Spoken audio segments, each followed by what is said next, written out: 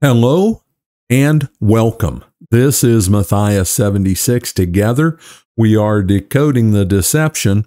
We're here today continuing our study in the book of Genesis. And just a reminder, we have series on multiple books of the Bible. If you go to our webpage, decodingthedeception.com, you will find series on the book of Matthew, Joshua, Exodus, many books, Revelation, and more. We're currently working through the book of Genesis and the Gospel of John. Both of those are out there. So if you're interested and you say, hey, I would really like to dig into the book of Hebrews, that's another one we have done.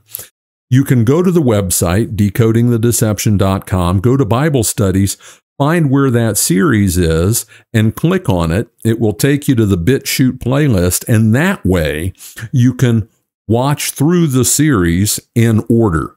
So rather than just picking up part way through, you can do the same thing with Genesis. If you want to go back and start at in the beginning, you can do that. But we are here now in chapter 30, and we've got this situation.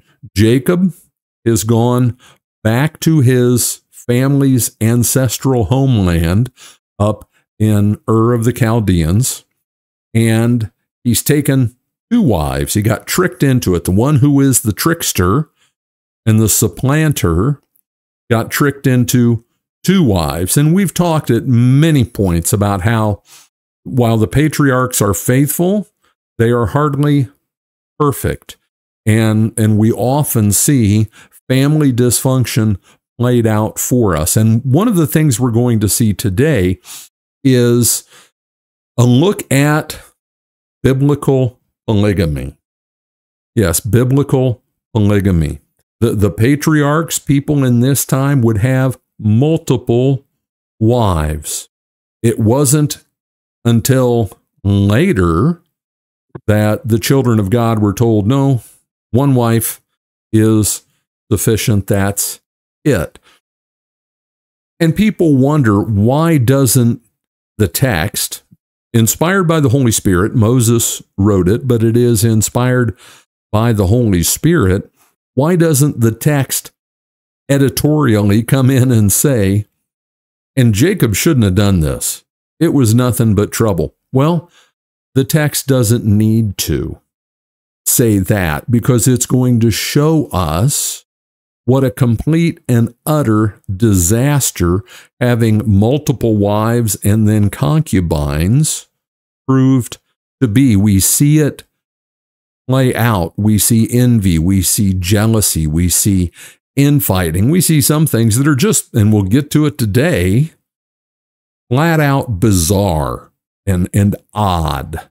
But in something that is as intimate, as close as marriage, where Jesus says the two become one. That's the way it's supposed to be. That's the way it was with Adam and Eve. Do you notice God didn't give him Adam, Eve, Susan, Melissa, and Sandy? No, it was just Adam and Eve. And that's what Jesus goes back to when he talks about marriage. In the beginning, it was not so. About problems with marriage, not getting into the details of that now. But two people becoming one, how can that possibly work if it's one man and two women, or three women, or four women, or on and on? It can't. It's bound to be a disaster. And marriage is a wonderful thing. It is a great and tremendous blessing. But it's a challenge for us. And that's not a God thing, like, oh, God made marriage and it's kind of challenging mess. No, God made marriage as a complete and total blessing. Sin makes it a challenge. Sin brings the problems into that most special of relationships. So enough preamble here. Let's go ahead and jump in. And I'm trying to think, I'll just share this with you. I'm trying to think of what to use as a thumbnail for this video. And thumbnails are tough. thumbnails are a challenge to come up with, where you're trying to, because we're all visually oriented, right? You see a picture and you think, oh, yeah, that looks interesting to me. And so you'll click on the video, right? You want the image of that thumbnail to represent what the video is going to be about. It's kind of a hook to get people to pull them in. Well, with this one, I was thinking about maybe a group of women arguing in a maternity ward.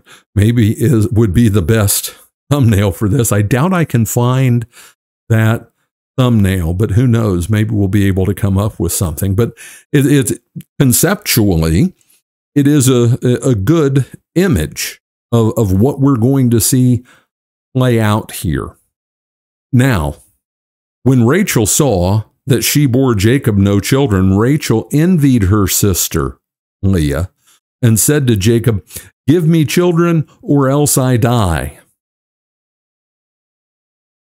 The last chapter ended with Leah having a few different kids, and the naming of those children was just sad. You can tell that she wanted her husband's love, and she knew she didn't really have it. She knew that her pretty sister was the one that Jacob really loved. Then you can go back and watch that video if you want to hear me talk about that whole sordid mess. But here, Rachel, the pretty one, isn't having kids. Leah's already had 4. She's had 4 kids. Rachel has had none. Now, let's talk about the view of the people in antiquity of fertility. The way they understood it, the way they thought of it, was the man planted seed.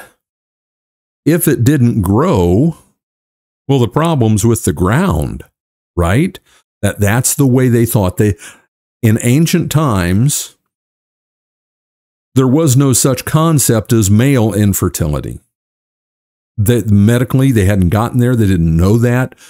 If there weren't children, it was the woman's fault. And it was also viewed as a terrible stigma. And we see many instances throughout Scripture where that is, portrayed, the pain that it causes women when they can't have children. Now, all that being said, our medical understanding of fertility and the complexities thereof doesn't take away the fact that children are a blessing from the Lord.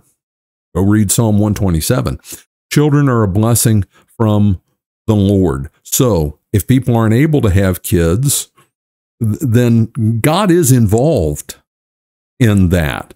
And I don't want to go off into, all that we might talk about with that, but we don't want to, because we know the medical side of things more thoroughly than they did. We don't want to say that, oh, they just didn't understand that it's a medical thing. No, it's still a God thing. It's still a God thing.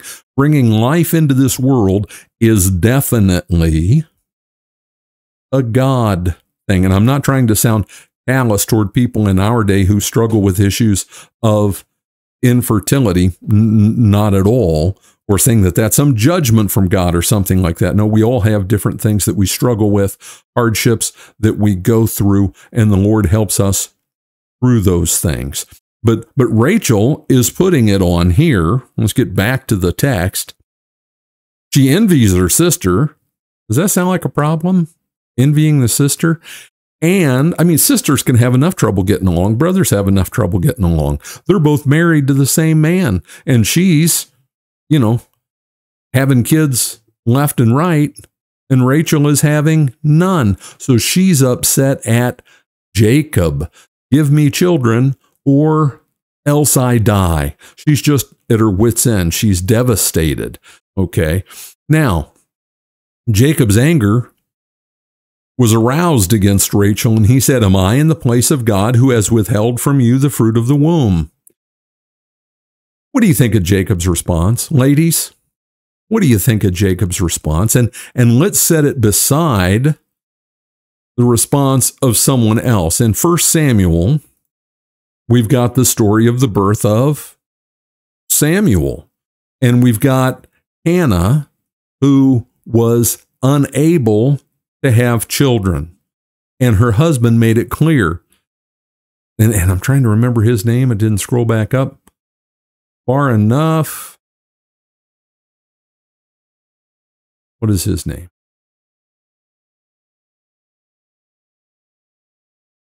Elkanah. Oh, how can I forget a name like that? Elkanah. He felt bad for her, so they would go up and make sacrifices, being faithful believers, and he'd give portions to his 2 wives. But to Hannah, he would give a double portion, for he loved Hannah, although the Lord had closed her womb. And her rival also provoked her severely to make her miserable, because the Lord had closed her womb. And then we're told, and it's not in this reference right here, but he talks about praying to the Lord about this. He's comforting. And Jacob's just kind of dismissive. He doesn't like being blamed. But where is Rachel going to go? Familiar territory. So she said, "Here is my maid, Bilhah. Go into her, and she will bear a child on my knees, that I may also have children by her." Let's talk about that. Bear a child on my knees. And it was not at all uncommon, if a woman wasn't able to have children, that her handmaiden would take her place and bear children. The bearing children on my knees, when the child is born, it is placed on the woman who's really going to be the mother, placed on their knees. It's symbolic of the child being theirs. And that's a constant throughout that part of the world in that day. All kinds of textual evidence for that being a part of various cultures. Then she gave him Bilhah, her maid, his wife, and Jacob went in to her. And Bilhah conceived and bore Jacob a son. Then Rachel said, "God has judged my case, and he has also heard my voice and given me a son." Therefore she called his name Dan. And Rachel's maid Bilhah conceive again. And Dan, that word is tied up with judge. It literally means judge. All of these names have meaning. And that was a cultural thing. Very often, names have meaning. Today, the meaning of names doesn't count for much in Western culture. It just doesn't. We pick names because we think they sound nice. And Rachel's maid Bilhah conceived again and bore Jacob a second son. Then Rachel said, "With great wrestlings I have wrestled with my sister, and indeed I have prevailed." So she called his name Naphtali, which is my wrestling. And yeah, we think these names are weird for kids, but culturally it wasn't weird to them. And it's just going to keep going with this. Okay, when Leah saw that she had stopped bearing, she took Zilpah, her maid, and gave her to Jacob his wife. And Leah's maid Zilpah bore Jacob a son. Then Leah said, "A troop comes." So she called his name Gad, which sounds like troop or fortune. And Leah's maid Zilpah bore Jacob a second son. Then Leah said, "I am happy, for the daughters will call me blessed." So she called his name Asher, which means happy. Now Reuben went in the days of wheat harvest and found mandrakes in the field. And this is where it just takes a turn for the bizarre, okay? Because you've got this weird thing. You've got Jacob already has 2 wives, and his wives are saying, here's my young handmaiden. Go sleep with her and have more kids for me. And what's Jacob's response? Okay, sure. Why not? And it's not just the physical component, the things here, the sexuality of it, if you will. Wealth, in large part, was viewed in connection with the number of sons that you had. Because you know what sons can do? Sons can work. Sons can take care of flocks. They can plant crops. They can build things. All of those things. Sons are valuable in that way. In the way they viewed the family unit, sons were the most valuable thing because they could do the hardest work. Women were valued as well. Men were valued more. No judgment on that. It's just the way it was in the culture of the day. And any culture in which life is based upon hard physical labor, it's still that way. You know, I grew up in the Midwest and lived up north, and farmers with a bunch of sons were considered fortunate. They just were. Those guys could go out and work. Now, Reuben went in the days of the wheat harvest and found mandrakes in the field and brought them to his mother, Leah. Then Rachel said to Leah, "Please give me some of your son's mandrakes." But she said to her, "Is it a small matter that you have taken away my husband? Would you take away my son's mandrakes also?" And Rachel said, "Therefore he will lie with you tonight for your son's mandrakes." Got to get rid of this tickle in my throat. You can just be going along and everything's going just fine, and then you get a stupid tickle and it's annoying. It's an annoying tickle. Maybe if I ate a mandrake, it would feel better. Delete. And Rachel said, "Therefore he will lie with you tonight for your son's mandrakes." Tell me this isn't bizarre. 4 women, 1 guy, and they're bartering for him with fruit that one of their kids found in the field. That's just weird. And I probably should have looked into what mandrakes are. And here, let's look over here. Oh, they were believed to have magical fertility powers. Okay. I can understand why they wanted mandrakes. When Jacob came out of the field in the evening, Leah went out to meet him and said, "You must come in to me, for I have surely hired you with my son's mandrakes." And he lay with her that night. And what does Jacob do? I mean, again and again. Sleep with her. Okay. Sleep with her. Okay. And guys, I know you're laughing. And God listened to Leah, and she conceived and bore Jacob a 5th son. Leah said, "God has given me my wages because I have given my maid to my husband." So she called his name Issachar. Then, and Issachar, guess what it means? Wages. How would you like that to be your lineage? Oh, I'm the one that mom bought dad with mandrakes. Yeah. Then Leah conceived again and bore Jacob a 6th son. And Leah said, "God has endowed me with a good endowment. Now my husband will dwell with me because I have borne him 6 sons.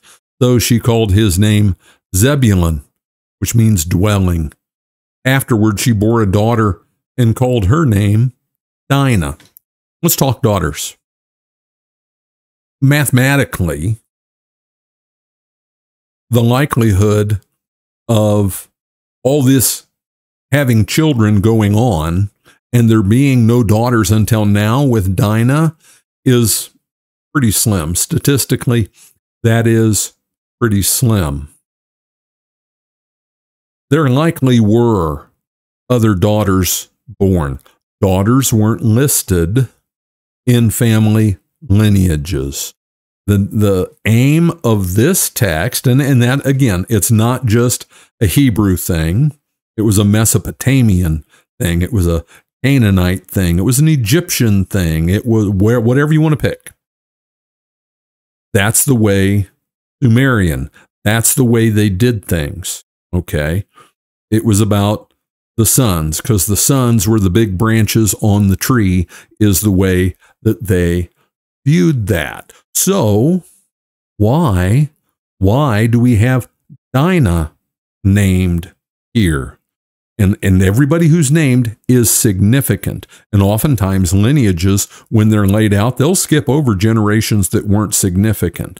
They would point out the people who were significant. And yes, that has an impact on the dating of things. If you think that you can just go by the dating of, going back as far as the lineage goes of who lived how long and who lived how long, going from Adam on down, you can't be sure everyone is in there. And if it is that everyone is in there, then that is a complete disconnect It's different altogether from the way every ancient Near Eastern culture did lineages. That's not the way they did it. We can't take our thinking and our way of looking at it, that my father and going to his father and his father and his father and on back, that's the way it's done. No, it wasn't done that way.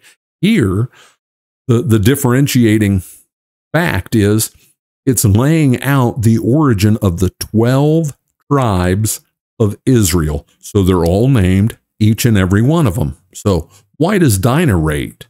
Why does Dinah get put in here and named? Because something big is going to happen with Dinah later on. That's why. And we're not going to talk about what it is now. You probably know. We'll get to it. That is why Dinah is the only female descendant of Jacob who is listed. There were no doubt more. Then God remembered Rachel. So after all of this going on, and let's put this in perspective too. This is all within a 7-year period. Got a whole bunch of kids born in 7 years. And you can do that if they're being born to 4 different women. Then God remembered Rachel, and God listened to her and opened her womb, and she conceived and bore a son and said, God has taken away my reproach. So she called his name Joseph and said, the Lord shall add to me another son. And Joseph, the word means the Lord adds. The Lord adds. Yo, which Joe here, Joseph, it's abbreviated form of Yahweh. So she called his name Yahweh adds and said, Yahweh shall add to me another son. She finally gets a kid. So all those other kids have been born. All of them. And how many are there? There are 10 others. 10. And now there's finally Joseph. He's number 11. There is yet one more to come, but we got to wait for that. But that's all in 7 years, because remember, he worked 7 years for Rachel, got Leah instead, also got Rachel a week later, and he agreed to work 7 years more.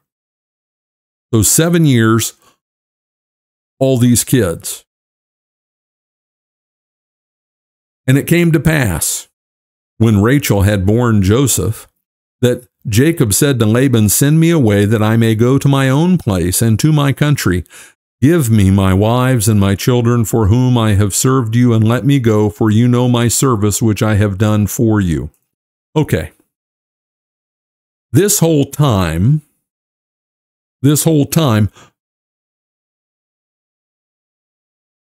Jacob was essentially an indentured servant.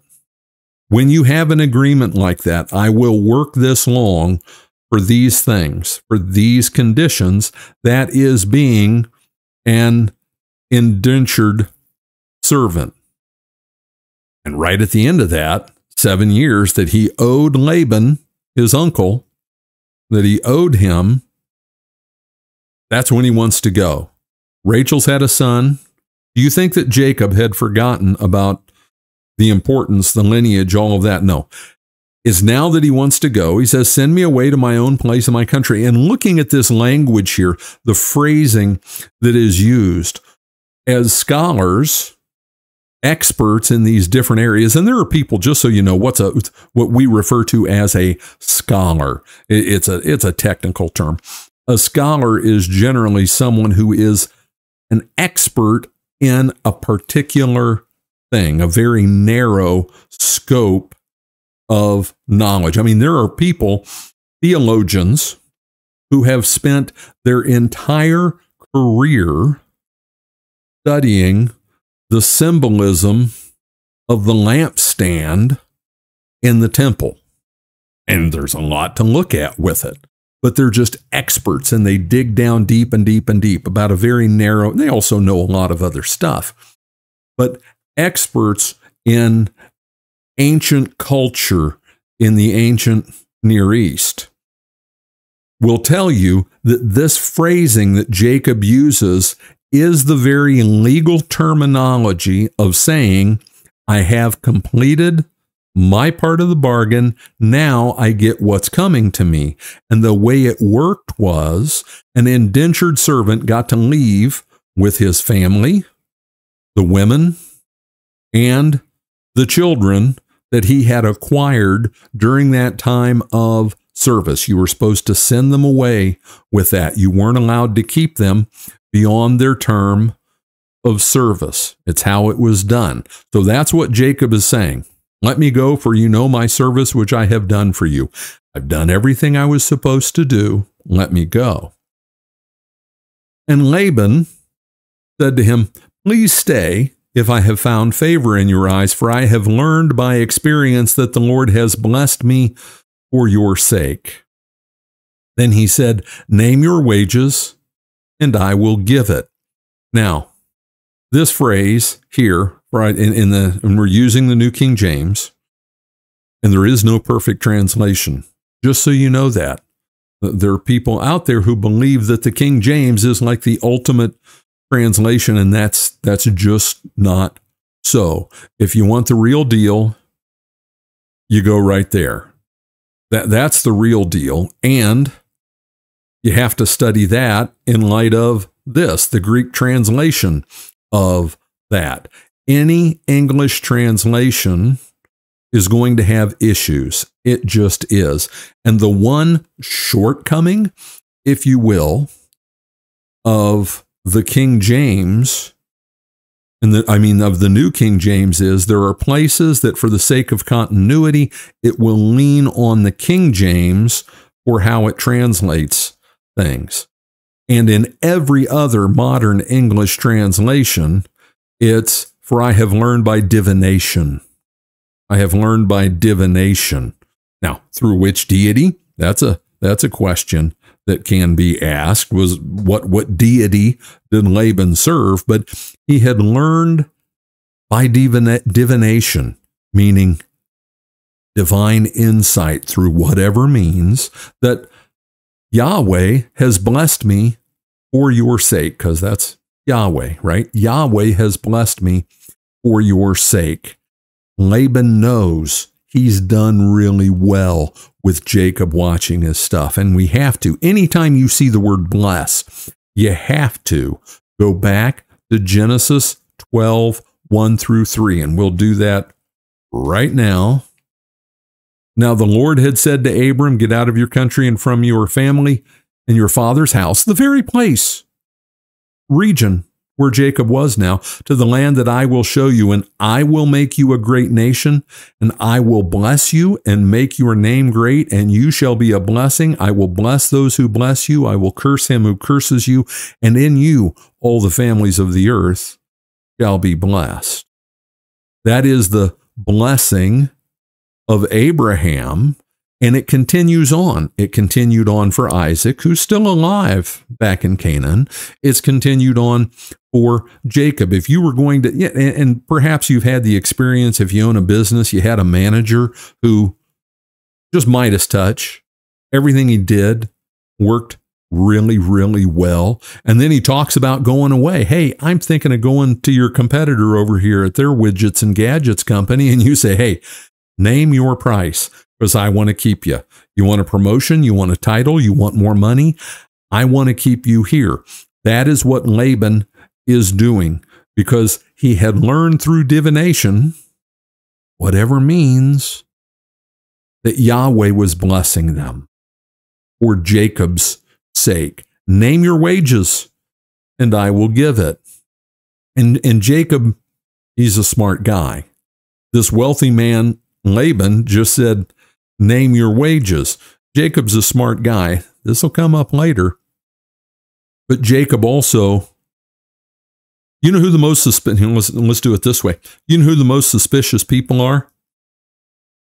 The least trusting people. Do you know who they are? very often dishonest. They're tricksters themselves. They know how to connive and finagle. And so they look at everybody else and think they're trying to connive and finagle. That's not saying that everybody who's leery and suspect of others is crooked. That's not the point. But people who are kind of crooked, kind of inclined to take advantage of people, they're always looking for other people who are trying to take advantage of them. They're going to spot it. That'll come up. So Jacob said to him, "You know how I have served you and how your livestock has been with me." Just fertile, having lots of babies. "What you had before I came was little, and it has increased to a great amount. Yahweh has blessed you since my coming, and now when shall I provide for my own house?" So Jacob understood. He's got all these kids. He's got all that. He's got the wives. 2 wives, 2 concubines. But what he doesn't have is his own stuff. All of the blessing on the herds and flocks, that was all Laban's. Jacob didn't get to take that with him. That was all Laban's at this point in time. And remember, Isaac and Rebekah had sent him off here with nothing. He still had the birthright. He still had the blessing. He was going to go back and have all of that.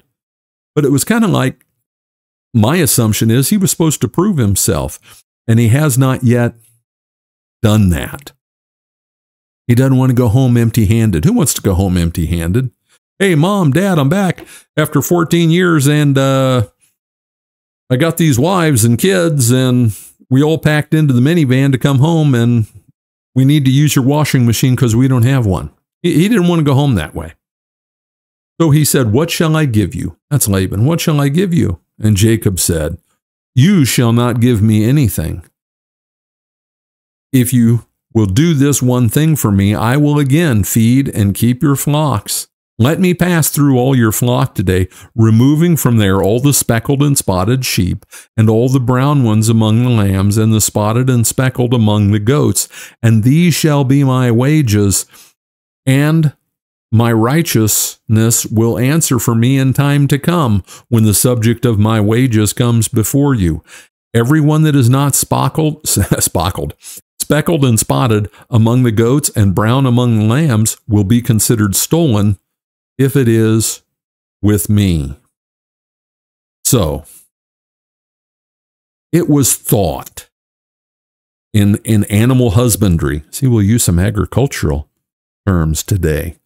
In animal husbandry in the day, it was thought that the spotted and speckled among the goats and brown with the lambs, those weren't as good. You wanted the other. You didn't want spotted and speckled or brown. So he's saying, I'll take the lesser. I'll take the lesser. Okay? And it continues on. Well, let's go back. There was one other thing I wanted to make sure and catch here. What does he say? You shall not give me anything. When you hear that, get your Genesis thinking cap on. What do you hear? I hear Abraham telling the king of Sodom, you're not going to give me anything. I don't want anything from you. It's about what the Lord, how the Lord blesses me. Okay? I don't want you to give me anything. I don't want anyone saying that you made me rich. Jacob is echoing that here for all his shortcomings. And I want everybody out there in the audience, I'm going to pretend that I can see you. Raise your hand if you don't have shortcomings. Raise your hand if you don't have mistakes in your life that you make again and again, and then you pop yourself on the forehead and say, how did I do that again? Why is that my Achilles heel? Theologically, morally, whatever. Yeah, we've all got our shortcomings, right? But for all of Jacob's shortcomings, he trusted in God's blessing. He knew the promise that Yahweh was going to bless them. And we're going to find out more about why he was so sure of that as we move on. But what is it he says? So my righteousness will answer for me in time to come. The one who's the tricky one is saying, my honesty will show. Now it will, because The animals are the color the animals are. We're going to find out more about how all this comes about later on. And Laban said, "Oh, that it were according to your word." So he removed that day all the male goats that were speckled and spotted, and all the female goats that were speckled and spotted, every one that had some white in it, and all the brown ones among the lambs, and gave them into the hands of his sons. He didn't trust Jacob to do it. He had his sons. He did it himself and had his sons take those and be in charge of them. Okay. Then he put 3 days' journey between himself and Jacob fed the rest of Laban's flocks. Laban thinks that only a small percentage, a small minority of the animals that are born are going to fall into that category of coloration, pigmentation that was discussed. He thinks he's got the deal of a lifetime, and he couldn't wait to put it into action because he knows how well the flocks do under Jacob's care. But he doesn't know everything Jacob knows. Now, Jacob took for himself rods of green poplar and of the almond and chestnut trees, peeled white strips in them, so he put stripes in them, and exposed the white which was in the rods. And the rods which he had peeled, he set before the flocks in the gutters, the watering troughs, in the watering troughs where the flocks came to drink, so that they should conceive when they came to drink. So the flocks conceived before the rods, and the flocks brought forth streaked, speckled, and spotted.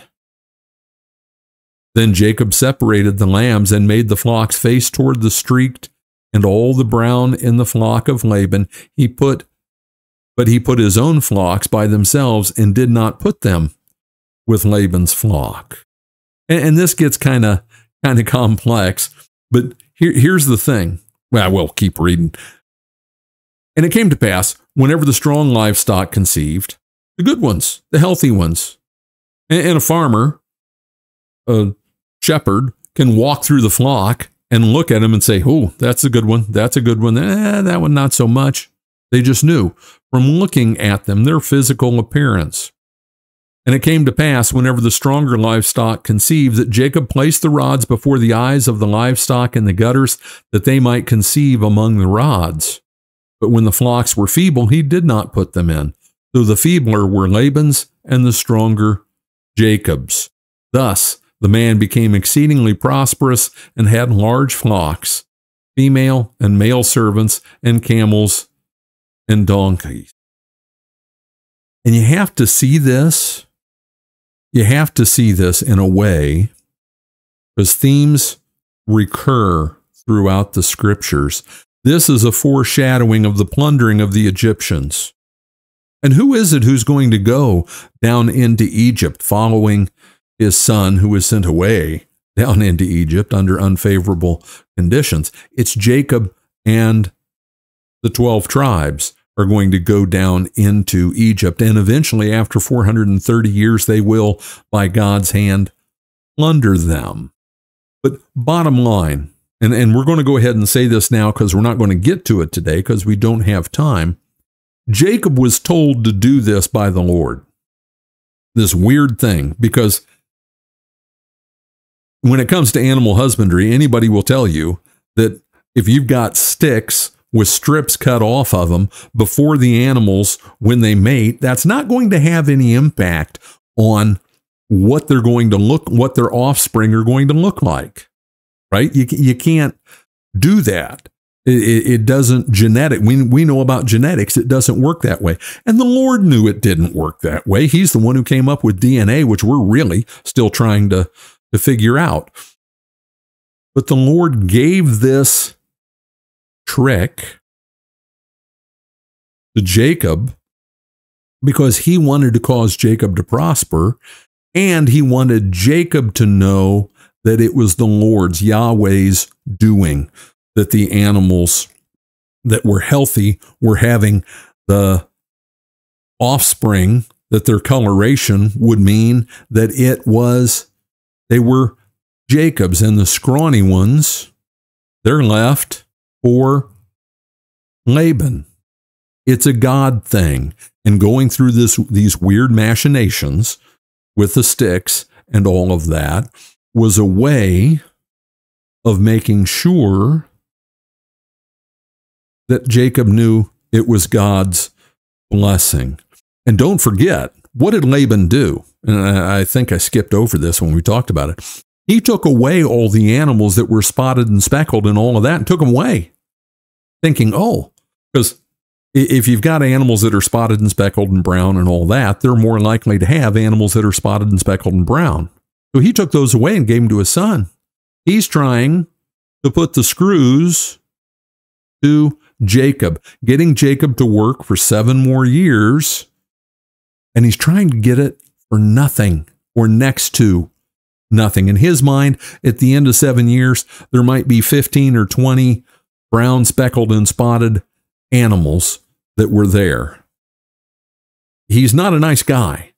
So you can say that, I've said this before, Rebekah's trickiness and Jacob's trickiness, Jacob being the supplanter, they come by it naturally. They come by it naturally. It would seem to be a family characteristic with them. Okay. Next time, we're going to have Jacob leaving and the story of how all that goes down. And then coming up after that, we've got Jacob. He's got to go home. What's waiting for him at home? Big bad Esau, who's very unhappy with him. And by the time he leaves and heads back, it's going to have been 20 years. That's a really long time to be gone. Well, I hope you found this study a blessing. I do encourage you, and I have the things pop up throughout the video as you're watching. I do encourage you, hit that thumbs up button down below, share this video, leave a comment. Doing that, it's not just with the comment, it's not just that I get to hear from you. When you leave a comment, when you give a thumbs up, it tells the algorithms that this video is getting action, and so promote it more. By you doing those things, even if you just, at the bottom, you can put nice video, thanks, whatever, or tell me where you thought I was wrong. That's okay too. People do that. But that helps promote the video. It makes the algorithm think it needs to put this video out in more places. This is Matthias 76. Together, we are decoding the deception. God bless and have a great day.